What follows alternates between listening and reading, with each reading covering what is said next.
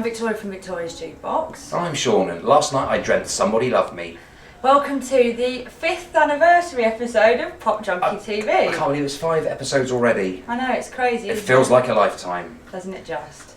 Today we're ebullient hipsters. According to the Times, we got reviewed in the Times this week. Fantastic. Good stuff, eh? We had to look up what ebullient meant, and I don't think we still really know, but we're hipsters and we know what they mean. So we've got our Beatnik hipster tops on. So, nice.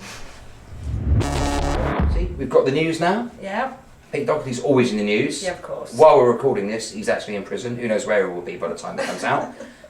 When he's out of the nick, he's doing a musical with Carl Barrett. They're writing a musical. They're going to take on basically Webber and Rice, and they're going to write a musical, which I think is quite a good idea because musicals that are based on rock stars are usually rubbish, aren't they? They're usually a thin excuse to basically get American tourists to come in off Covent Garden and play all the songs of Queen, get Andrew Lloyd Webber and Ben Elton and all these mates to write a crap thin, paper thin storyline, and then. No, I think it could be quite interesting. They've lived it, haven't they? They've lived it. Go watch it. I think they should audition like on TV, like they do with Oliver. Maybe I could get in the park with my cloth cap. But they should audition for people who could play Pete Doherty in the musical. That'd be interesting, wouldn't it? Yeah, that'd be good. You get that guy off what was it, Pop Idol or whatever the one that looked a bit like. You could see how their drug tolerance was and how if they can stand being in prison and maybe they can get them up. I'd do that. I'd be one of the judges. I'd be happy to do that. So on to a bit more of a serious band, we've got My Bloody Valentine. My Bloody Valentine, don't know if you know about them, do you remember them? Yeah, I'm just going to see them at Benny Casimna's show. Is there one of the acts playing? They're back. My Bloody Valentine, Sonic Terrorists, cult band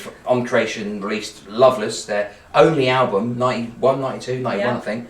Massive cult hit, masterpiece. Then they fell apart, cost Creation loads and loads of money, didn't record an album for years, haven't recorded an album since. Yep. But they're back, they're playing all tomorrow's parties in New York, they're curating it. Right. Loads of other crazy bands like Tortoise, the Meat Puppets, lots of cool cult American bands going to be playing. Meat Puppets are great. Not really my sort of thing, but really? My Bloody Valentine, My Bloody Hoover sounds better than that. But it's noisy and it's going to be fun because they haven't been around for ages. Yeah, no, of course. So they've got an album coming out later this year, allegedly, but probably taking about another 5 years to make it and cost the record company thousands of pounds. So that's quite exciting. And then we had good old Pegleg back in the news this week, didn't we? Because we did a little documentary about her. We know how we hate her. Well, we hate Pegleg. But she's talking, Heather Mills this is, in case you haven't seen any other episodes, she's talking about how she's going to be going on tour with Paul McCartney. They've all this money to get away from him. Now she wants to take the kids on tour with him.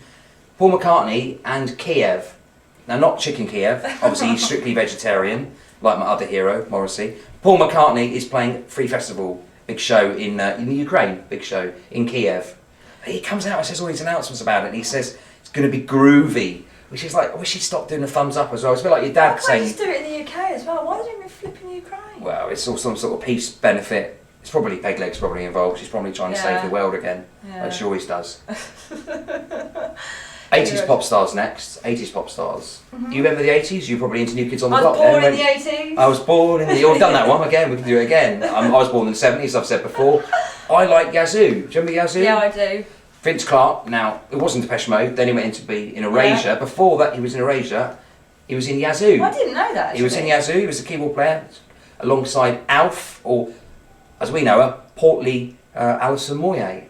The sort of Dawn French of synth pop, I think we can call that. Basically, they've reformed after about 20 odd years. They're playing some gigs all over Europe, London. With Human League, probably. Probably, yeah. They play every festival. We could probably get into a synth. Maybe we could be like, remember Howard Jones used to have that mime act on stage with him. We could probably get in with these top songs, like some sort of mime troupe. But so Yazoo have reformed. They might even do an album as well. Cool. So synth pop is in again for this time around until the next revolution. Dodgy 80s band who have released an album. You've heard about this? It's a White Snake on exclusive to Asda. I think that's all we need to say there, isn't it? Asda, the rock and roll mecca that is Asda. By George, or should that be St George? I think it should be. Yeah, happy St George's Day, everyone. No, we've done that one. It's not St George's Day now. George of Asda.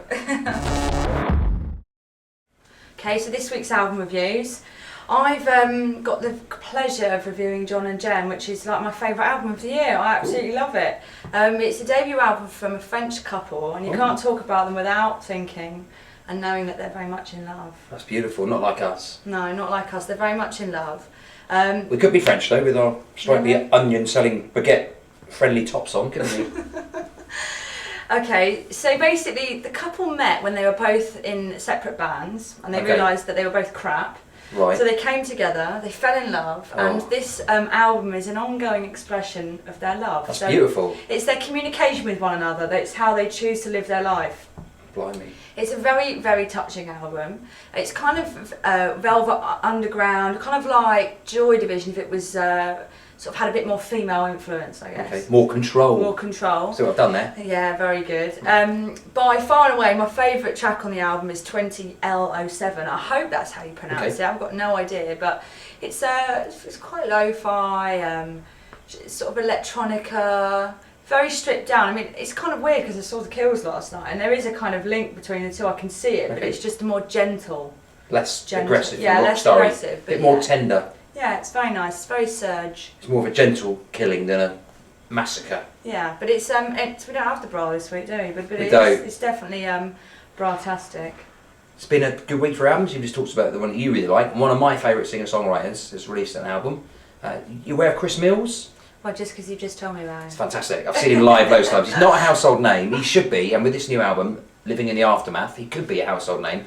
He's been compared to Ryan Adams, Jeff Tweedy from Wilco. Yeah. It's kind of alt country, Americana. Hasn't really broken through. You're not selling it to me. Well, I love it. I'm a miserable man in my 30s. Of course I'm going to love it. The album basically is, as I said, his most accessible album. He's made a lot of kind of stripped down country albums in the past, quite raw albums. Then he's used his last album, the Wall to Wall Sessions, was like lush orchestration, horns. It was described by one reviewer as chamber pop, whatever that means. This album is kind of the next step on it. It's not as experimental and not as orchestral. It's a full-on band album. It's got horns on it. The title track, it's got fiddles on it, Hammond, brass. It's kind of alt country and a bit folky, the title track, folk rock. Right. I'm not selling it to you, am I? No, it's fantastic. No, can you see my eyes glazing over? The album is great. It's going to be the one that makes him, I think. There's a track called Calling All Comrades. It's very Springsteen. Another track called Atom Smashers. It's definitely not working for me. Bear with me. Right? It's a political album as well. The title could refer to living in the aftermath about the death of a relationship, which it probably does. Yeah. Also comments on living in America post 9/11 in New York. Do you know what's going around my head now? It's trouble in America. No, I hate that song. Don't start me on that. No, this is a great album. Chris is from New York. He's based in New York. He's playing as well. He's got some gigs coming up. He's playing in New York, which I might be going to the gig because I'm in New York at the same time, so I'm going to be seeing him. Great track on the album as well called Nightmare at 20,000 Feet, which is about a relationship that's dying. But he uses a metaphor, bear with me, of a plane being eaten by a giant comic book monster. It's worth buying just to listen to that song. He's playing in London, May the 22nd, at the 12 Bar in Denmark Street, very cool folk and blues club, supported by a good friend of mine, crowbar that one in, Matt Hill from the band Quiet Loner, an evening of miserable men in their 30s. I'll be there. I'll be first there and I'll be the last to leave. Okay, so we're going to start doing a new little segment from now on, an unsigned band section. Cool. So anyone out there who wants to be on Pop Junkie TV, send in your demos, invite us to gigs, we'll come along, check you out and do a review. So our first band is going to be Liquid Limousine. Okay, don't know anything about them at all. No, they're, okay, so they've been gigging for quite a while on the circuit. I've seen them a few times now. I saw them last weekend at Dirty South in Lewisham. Okay, yeah. It was a night that Manny DJ'd. Okay. It was pretty good actually. Rubbish crowd. No cider on tap. The only beer was Budweiser. Oh, that's awful. But this band still rocked it out. They're still amazing. Still got the crowd going. They're very, very Britpop. You know, the Oasis references are very, very clear. But I think they're aware of that. That's not necessarily a bad thing. Maybe we need that back again. Yeah, We've got two American. He's just got two American. Maybe we need a bit of Britpop back. Yeah, exactly. So they're sort of EP they've got out at the moment, which you can get from their MySpace. I think it's a £5. It's called One London Minute. Standout track for me is Shoot You Down. Okay. It starts off with wicked drums at the beginning. It's very, very danceable tune. And yeah, they're just wicked. They're all, the frontman Daniel is amazing. Okay. He's a really good singer. Really gets the crowd going. Very Gallagher-esque. So yeah, I'd say if you like Britpop, you like your 90s music, go and check them out. She's mad for it.